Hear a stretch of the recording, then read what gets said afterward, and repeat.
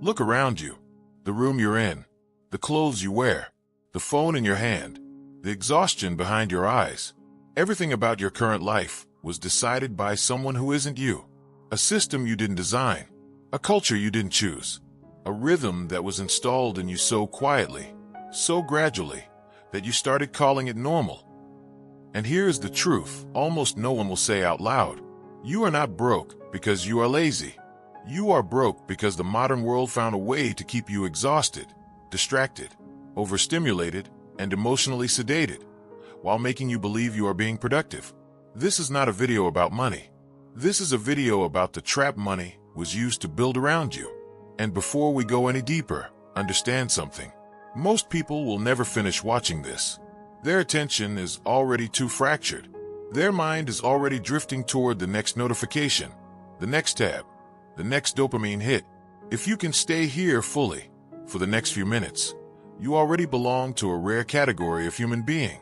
So if anything in these first lines just touched something inside you, leave a quiet "I'm here" in the comments. Not for me, for yourself, as a small act of presence in a world designed to scatter you. Now let's begin. Staying broke is painfully easy. That sentence offends people. They want to argue. They want to explain how hard they work, how many hours they grind, how drained they feel at the end of every week. And they're right. They are exhausted. They are working hard. They are running. But running is not the same as moving forward. Most people confuse motion with progress. They confuse income with wealth. They confuse busyness with building. They confuse survival with strategy. And every single day, the gap between what they do and what they actually own quietly widens, while they tell themselves, "I'll figure it out next month." That next month has been coming for 10 years. The cruel architecture of modern poverty is not visible. It does not look like chains.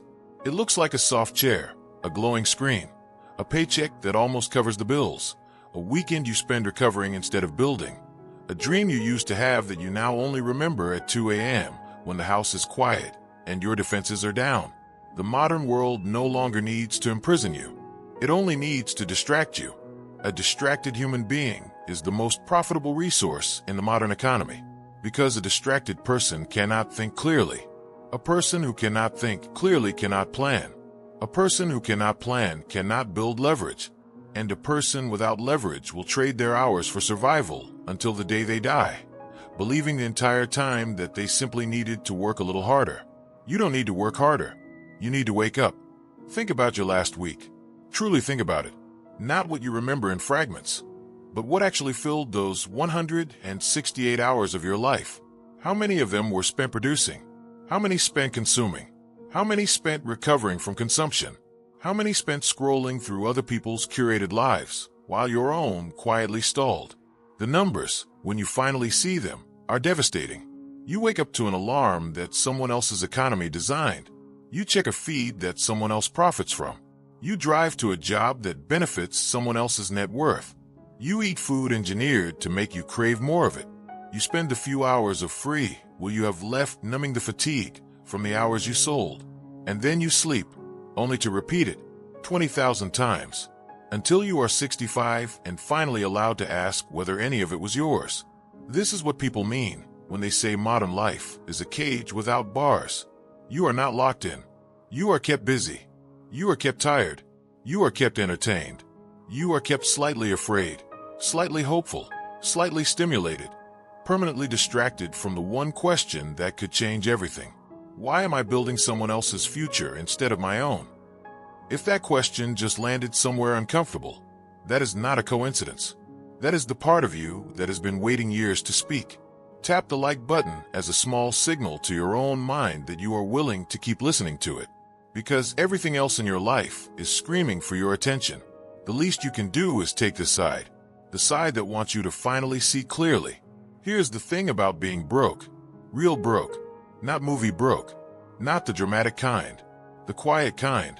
The kind that lives in unopened bills and the polite humiliation of checking your balance before ordering coffee. That kind of broke is not loud. It does not announce itself. It does not arrive in a single catastrophe.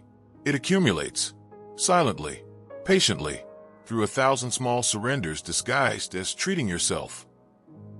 This is what almost no one understands. You did not get broke through one bad decision. You got broke through 10,000 decisions you never even noticed making. The coffee, the subscription, the upgrade, the sale, the next day's shipping, the little something to compensate for a hard week, the dinner you didn't want but couldn't say no to, the lifestyle that crept upward every time your income did. The "I deserve this" that mathematically meant I will work 3 more years before I am free. And underneath all of it, the same silent engine, distraction. Because a person who is paying attention does not bleed money the way modern people do. A person who is paying attention sees the wires. They notice the way every app, every store, every notification, every algorithm is engineered to extract one of 2 things from them: their time or their money, usually both. But you are not paying attention, not because you are stupid, because you are tired. That is the real trap. The system does not need you to be ignorant. The system needs you to be exhausted. An exhausted mind defaults to comfort.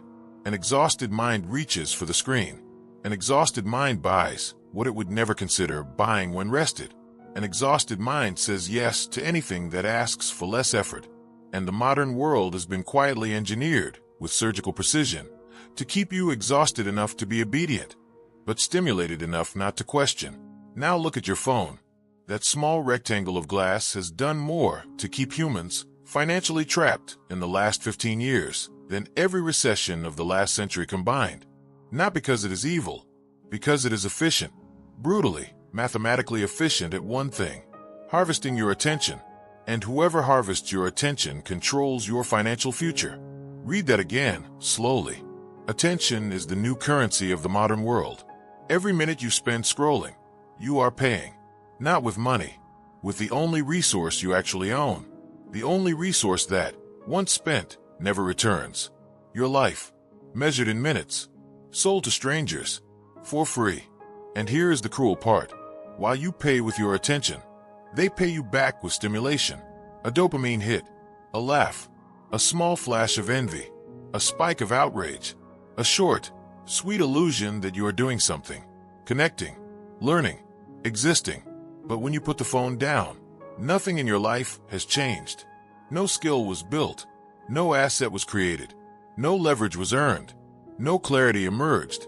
You traded an hour of your finite existence for nothing you can ever recover, hold, or compound. This is what philosophers used to call sleepwalking. And almost everyone you know is doing it. This is why exhausted people stay broke longer than anyone wants to admit. When your nervous system is fried, when your mind is overstimulated, when your evenings are spent flooding your brain with content just to feel something other than fatigue, you cannot think strategically. You cannot plan 5 years ahead when you barely have the energy to plan dinner. You cannot build wealth when every spare ounce of cognitive bandwidth is being siphoned off by algorithms designed to outcompete your willpower. Wealth is built in silence, in focus, in long, boring, unglamorous stretches of clarity that the modern world has all but eliminated from human life. When was the last time you sat with your own thoughts for 30 minutes? No phone, no music, no screen, no input, just you, and the quiet, and the truth about where your life is actually going. For most people, the answer is years, maybe never, and that is not an accident. That is the design. Silence is dangerous to a system that profits from your distraction, because in silence, you might finally realize that you have been running on a treadmill someone else plugged in. You might finally do the math on how many years of your life you have already exchanged for a paycheck that barely keeps you afloat. You might finally hear the part of yourself that has been screaming, very quietly, for a long time, "This is not the life I was supposed to be living." If you are still here, still listening, still tracking every word, you are doing something rare. You are giving your attention back to yourself.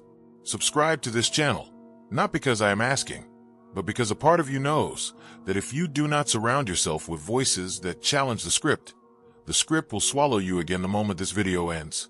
The world will pull you back. The feed will pull you back. The exhaustion will pull you back. Make it just slightly harder for that to happen. Give your future self one small ally. Now let's go deeper. Most people will tell you they are working hard, and they are not lying. But what they call hard work is, almost always, hard labor. There is a difference, a massive, life-altering difference, and almost no one explains it to you. Hard labor is repetition. It is trading hours for money.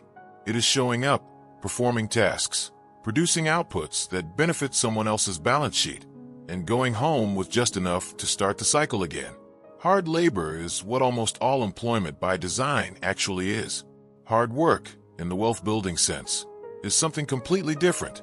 It is the slow, painful, often invisible construction of leverage, skills that compound, systems that produce value while you sleep, assets that pay you for owning them, knowledge that makes every future decision sharper than the last. The first kind of work makes someone else rich. The second kind makes you free.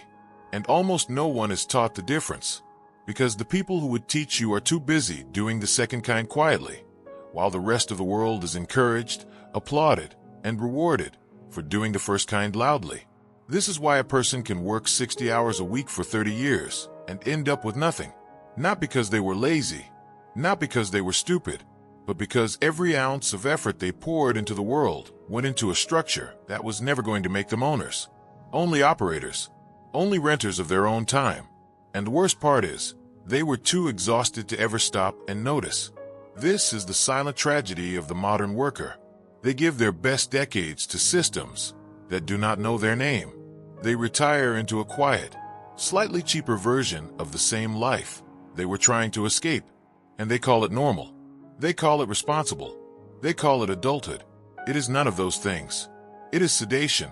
It is the most successful form of social control ever invented, because the prisoners volunteer. They show up on time. They thank the warden for the paycheck. They use the paycheck to buy things that keep them locked in, and then they hand the same script to their children with a straight face and call it wisdom. Look at how spending actually works in a distracted, exhausted mind. You did not buy that thing because you needed it. You bought it because something inside you hurt, and that thing promised, for a few seconds, to make the hurt smaller.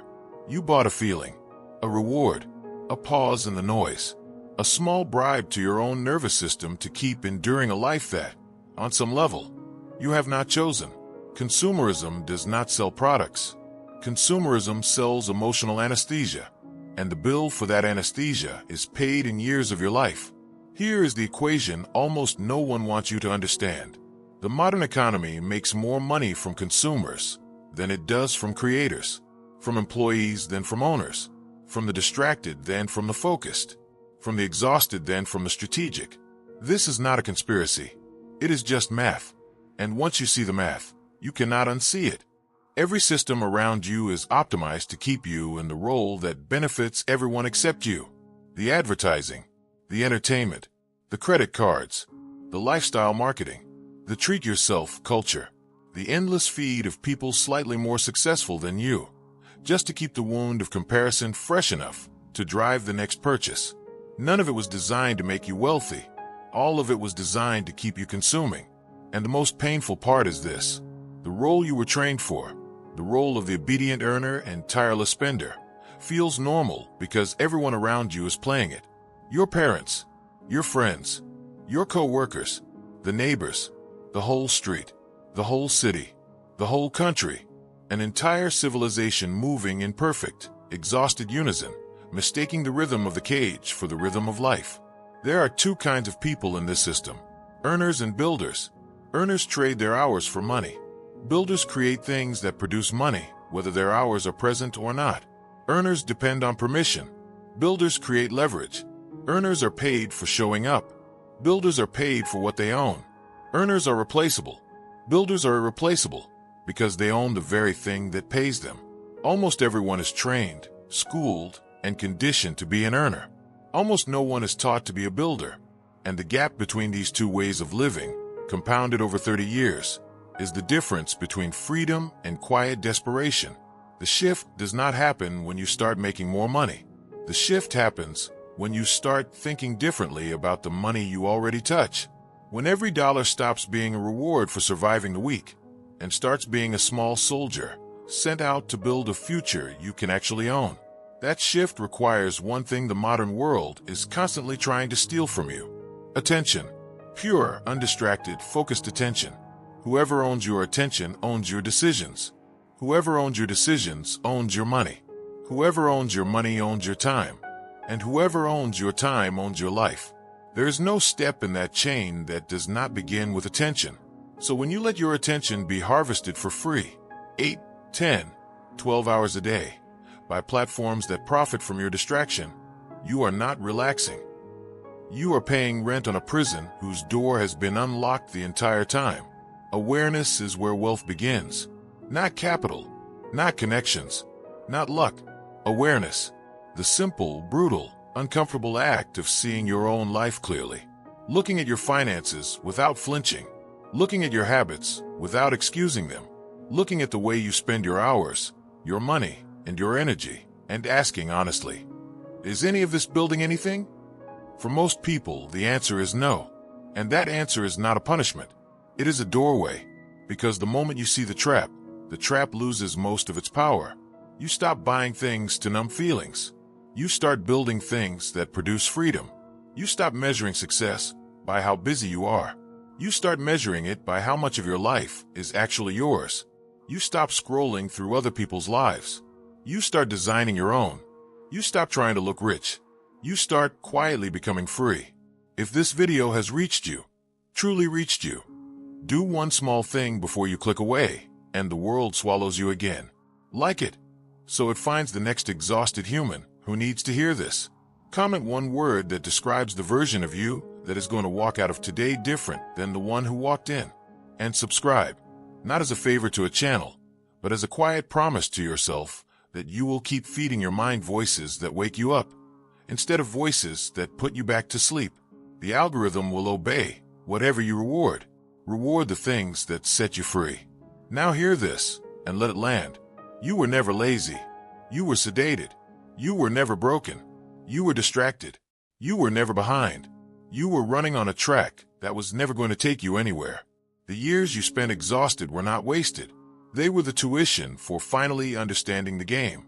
And from this moment forward, you owe nothing to the version of you that was tired, reactive, scrolling, surviving.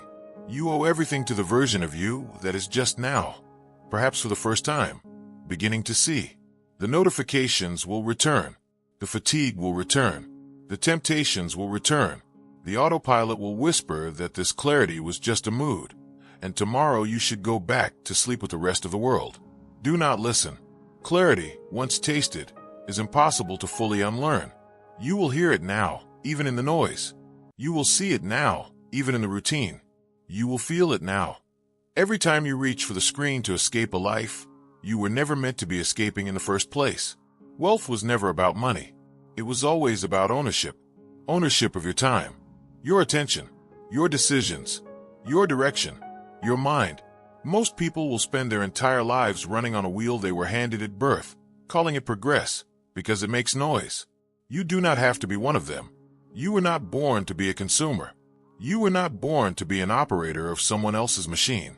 You were not born to spend half a century paying for distractions that erased you slowly.